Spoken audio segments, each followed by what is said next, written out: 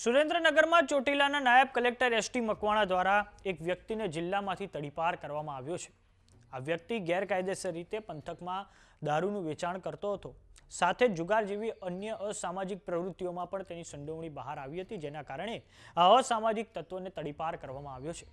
સુરેન્દ્રનગરમાં અગાઉ એક અસામાજિક તત્વ જેનું નામ છે હરદીપ ધાંધલ, તેને પણ જિલ્લામાંથી તડીપાર કરવામાં આવ્યો હતો. તો આવો જાણીએ સમાચાર વિસ્તારથી. નમસ્કાર, જમાવટ સાથે હું છું પાર્થ.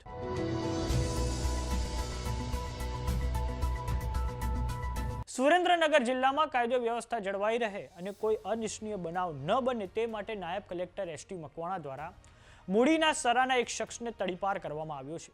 આ માટે મૂડીના પોલીસ ઇન્સ્પેક્ટર દ્વારા એક દરખાસ્ત તૈયાર કરવામાં આવી હતી અને ત્યારબાદ આ દરખાસ્ત સુરેન્દ્રનગરના ડીવાયએસપી મારફત નાયબ કલેક્ટર એસટી મકવાણાને મોકલવામાં આવી હતી. તડીપાર થનાર આ શખ્સનું નામ છે નિલેશ મકવાણા. નિલેશ મકવાણા મૂડી પંથકમાં ઘણી બધી ગેરકાયદેસર પ્રવૃત્તિઓમાં તેની સંડોવણી બહાર આવી હતી અને આ ઈસમ દારૂ, જુગાર જેવી અન્ય ગુનાહિત પ્રવૃત્તિઓ કરી રહ્યો હતો. સાથે જ આ ઈસમ માથાભારે અને જનૂની સ્વભાવનો છે. આ કારણોસર હવે નિલેશ મકવાણાને તડીપાર કરવામાં આવ્યો છે. નાયબ કલેક્ટર એસટી મકવાણા દ્વારા છેલ્લે ઓગસ્ટ 2025માં હરદીપ ધાંધલ નામના અસામાજિક તત્વોને તડીપાર કરવામાં આવ્યો હતો. સુરેન્દ્રનગર જિલ્લામાં નાયબ કલેક્ટર એસટી મકવાણા દ્વારા જિલ્લામાં જે ગેરકાયદેસર રીતે ખનનની કામગીરી ચાલી રહી છે તેની પર અંકુશ મેળવવા માટે તેમણે થોડાક સમય અગાઉ ખૂબ મોટા પાયે દરોડા પાડવાની કામગીરી કરી હતી.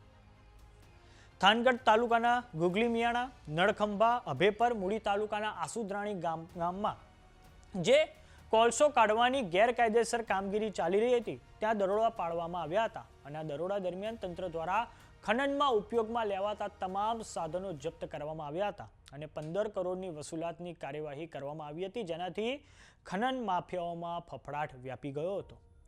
તો થોડાક સમય અગાઉ ચોટીલા ખાતે તળેટીમાં ખૂબ મોટા પાયે ડિમોલિશનની કામગીરી હાથ ધરવામાં આવી હતી, જેને લઈને ગુજરાત હાઈકોર્ટે ત્યારબાદ નાયબ કલેક્ટર એસટી મકવાણા અને ડેપ્યુટી મામલતદારનો ઉઘડો લીધો હતો અને ગુજરાત હાઈકોર્ટ દ્વારા આ અધિકારીઓને ખૂબ વેધક પ્રશ્નો પૂછવામાં આવ્યા હતા, જેમ કે કેમ વગર પ્રોસિડિંગ્સે આ ડિમોલિશનની કામગીરી હાથ ધરવામાં આવી અને ફરી એક વખત આ અઠવાડિયે ચોટીલા ડિમોલિશનને લઈને ગુજરાત હાઈકોર્ટમાં સુનાવણી થવાની છે. ત્યારે જોવાનું એ રહે છે કે ગુજરાત હાઈકોર્ટ આ ડિમોલિશનની કામગીરીને લઈને શું ચુકાદો આપે છે, કેમ કે ચોટીલામાં મહંતના પરિવારના લોકો છે તેમનો આક્ષેપ એવો છે કે તંત્ર દ્વારા જે ખૂબ મોટા માથાભારે તત્વો છે તેમના દબાણની સામે આંખ આડા કાન કરવામાં આવ્યા છે, જ્યારે સામાન્ય લોકોના દબાણ પર જેસીબી ફેરવી દેવામાં આવ્યું છે, જેના કારણે આખો મામલો ત્યારબાદ ગુજરાત હાઈકોર્ટમાં પહોંચ્યો હતો.